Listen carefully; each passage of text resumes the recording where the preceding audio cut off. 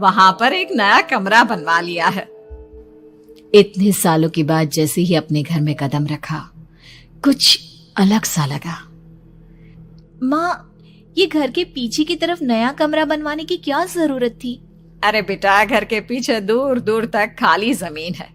तेरे पापा को कई दिनों से लग रहा था कि यहाँ पर एक कमरा बनवा लेंगे तो ताजा हवा मिल जाया करेगी।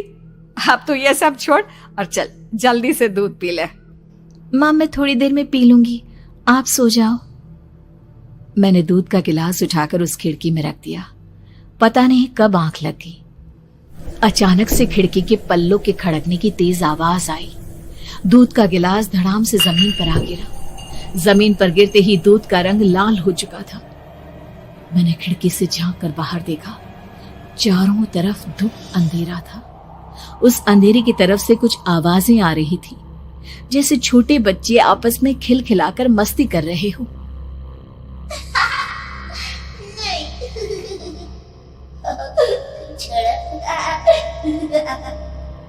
इतनी रात को इतने घनघोर अंधेरे में बच्चों की आवाज कैसे आ रही है?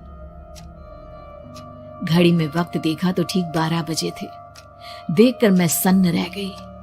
बुरी आत्माओं और भूतों की कई कहानियां मैं सुन चुकी थी। वक्त भी कुछ ऐसा ही था। ऊपर से मैं प्रेग्नेंट। सुना था कि ऐसे वक्त में अक्सर बुरी आत्माएं औरतों का पीछा करती है, तो क्या मेरे पीछे भी? पसीने से तरबतर बड़ी मुश्किल से, जैसे कांपते हाथों से मैंने उस खिड़की को बंद किया। जल्दी से जल्दी उस कमरे से बाहर निकलकर माँ के पास जाने के बारे में सोचा, लेकिन जैसे ही दरवाजे की तरफ पलटी, लगा कोई साया हवा की स्पीड से दरवाजे के सामने से गुजर गया।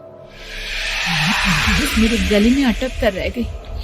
मैं जोर से चीख कर माँ को बुलाना चाहती थी, लेकिन वो आवाज खुद मेरे कानों तक नहीं पहुंच पा रही थी। तो माँ तक कैसे पहुंचती?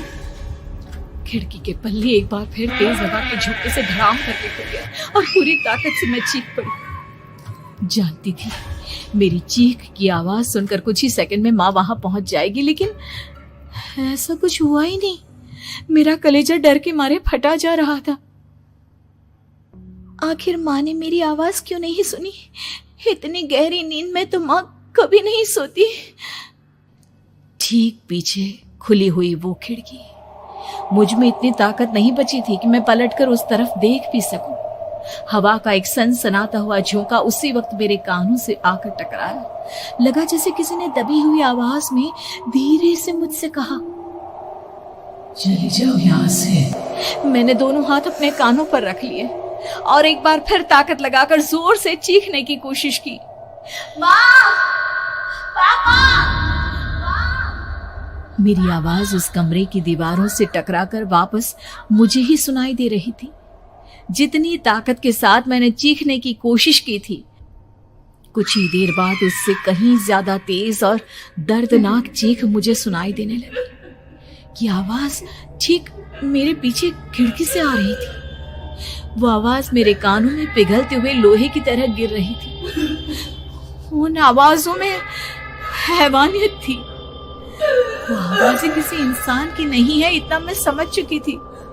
कांप रहे हाथों से मैंने अंधेरे में कुछ ढूंढने की कोशिश की। तभी अचानक मेरा हाथ बेड पर रखी टॉर्च पर पड़ा। किसी तरह ताकत लगाकर टॉर्च का बटन ऑन किया, लेकिन ये क्या? सामने दरवाजे पर 3 छोटी लड़कियां खड़ी हुई थी। उनके हाथ में स्टील के चमचमाते हुए चाकू थे। मैं घबराकर लड़खड़ाई और पीछे की तरफ हटी, लेकिन तब तक वो मेरे पास आ चुकी थी। उनकी गर्दन टेढ़ी थी और उनके हाथों के वो चाकू मेरे पेट को निशाना बनाने को तैयार। मैं जोर से चीखी, नहीं, छोड़ दो मेरे बच्चे को, मत मारो, मत मारो, छोड़ दो मेरे बच्चे को। सोनाली, सोनाली, क्या हुआ बेटा? तू इतनी डरी हुई क्यों है? उठ बेटा, क्या हुआ? हड़बड़ाकर मैंने अपनी आंखें खोली। देखा तो दिन निकल आया था। माँ मुझे जगा रही थी। मेरा चेहरा पूरा पसीने से लथपथ था। क्या हुआ बेटा? तुमने कोई बुरा सपना देखा क्या? मैं अभी तक अपने पूरे होश में नहीं थी। वो मेरे बच्चे को मार देगी माँ। वो लड़की मेरे बच्चे को। मैंने घबराकर अपने पेट को छुआ। सब कुछ ठीक था। और वो दूध जो रात को यहाँ पर गिर गया था, उसका रंग लाल हो गया था।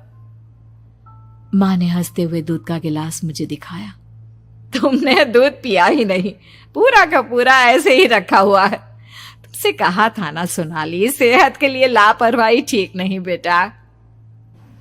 लेकिन मैंने तो सब कुछ अपनी खुली आंखों से देखा था। ये सपना कैसे हो सकता है?